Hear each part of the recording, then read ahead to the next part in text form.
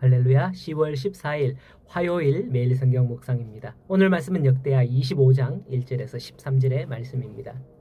성경 요한계시록의 7교회에 향한 말씀 중에서 라오디게아 교회에 하신 말씀에 내가 네 행위를 아노니 내가 차지도 아니하고 뜨겁지도 아니하도다. 내가 차든지 뜨겁든지 하기를 원하노라 하는 말씀을 했습니다.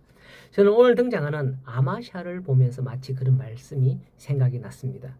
아마샤는 25세에 즉위하여서 29년을 통치를 합니다. 한 54살까지 통치를 하죠. 그의 기록을 보면 대체로 선정을 하기는 하였으나 하나님 앞에서 그의 마음이 온전치 않았다 하는 것을 볼 수가 있습니다. 오늘 본문과 내일 본문에서 아마샤의 전쟁 두 개를 소개하고 있거든요. 29년 동안 다스렸으니까 이 두 개 외에도 여러 전쟁이 있었을 거예요. 그런데 이 두 전쟁을 통해서 그의 신앙과 불신앙을 또렷이 보여주고 있음을 볼 수가 있습니다.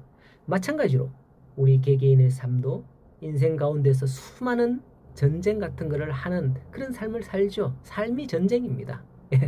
그럴 때 우리가 어떤 선택을 하느냐에 따라 우리의 믿음이 어떠한가를 볼 수 있는 걸 유념하셔야 되겠습니다. 아마샤에 대한 이 모든 결과는 내일 본문까지 가서 보면 나옵니다. 오늘 본문은 앞에 부분인데요. 오늘 본문엔 그의 신앙적인 면이 기록되어 있어요. 내일 본문은 불신앙적인 면이 기록되죠. 그런데 아마샤가 이렇게 행하였다는 중요한 요인 중에 하나가 바로 오늘 본문에 나옵니다. 그게 바로 2절이죠. 2절을 보면 아마샤가 여호와께서 보시기에 정직하게 행하긴 하였으나 온전한 마음으로 행하지 아니하였다라고 전제하고 시작을 합니다. 여호와께 정직히 행하였다가 아니라 행하긴 하였으나라고 하는 거죠.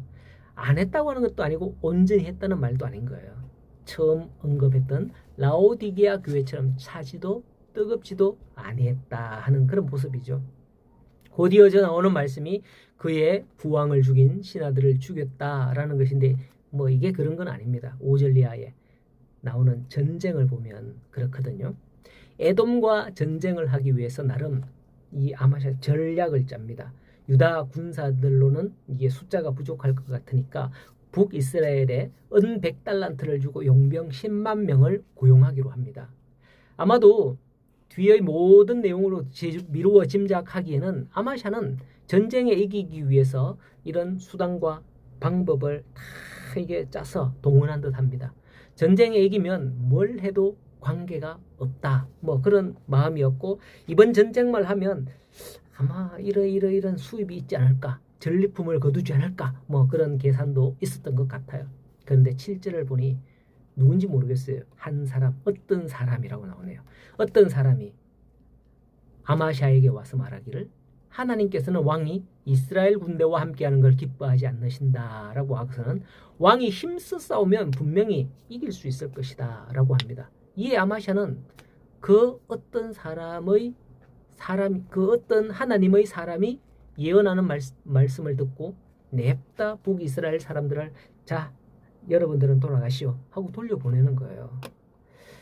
이런 선택은 참으로 하기 힘듭니다. 싸움은 어떤 변수가 생길지 모르는 거고요. 이미 북이스라엘 군사 10만을 용병으로 쓰기 위해서 그 값을 지불한 상황이기 때문에 본전 생각도 날 거예요. 그런데 아마샤는 그 어떤 사람이 하나님의 말씀이라 전하는 그 말을 듣고 냅다 그들을 돌려보내는 선택을 하는 거예요.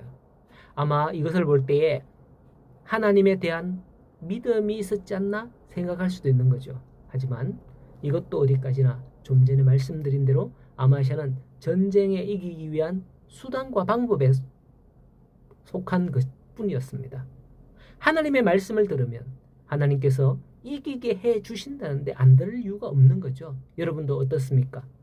믿으면 된다는데 일단은 믿어보고 안 되면 다른 수단과 방법을 찾자 이런 생각을 할 때 우리가 많거든요. 일단은 기도하고 그래도 안 되면 그러자 하는 그런 마음, 이런 마음들 아마 다들 한 번쯤 있었을 거예요. 죽자 살자 하나님께 매달리는 경우는 보기 힘들죠. 이기게 하시겠다는 하나님의 말씀대로 북이스라엘 군사들을 돌려보낸 후 아마샤가 이렇게 한 후 담력을 내어서 그의 백성들만 이끌고 올라가서 세일자손을 치고 승리했다라고 11절에 기록합니다. 진짜로 승리하죠. 만일 아마샤가 온전한 믿음의 사람이라면 승리 후에 그의 믿음을 표현했을 거예요. 우리가 가끔 스포츠 경기에서 운동선수가 기도하는 모습을 본 적이 있을 겁니다. 드물게 나타나는데 진짜 믿음의 사람은 골을 탁 넣은 후에 무릎을 꿇고 기도하는 그런 모습, 그런 모습들을 볼 수 있었어요. 뭐 다른 경기에서도 마찬가지고 비슷하게. 그런데 이 아마샤는 승리한 후에 어떻게 했을까요? 그건 내일 본문에서 다룹니다. 그걸 보면 제가 서두에 왜 라오디게아 교회에게 하신 말씀 차지도 뜨겁지도 아니하다라는 말씀을 했는지 아실 거예요.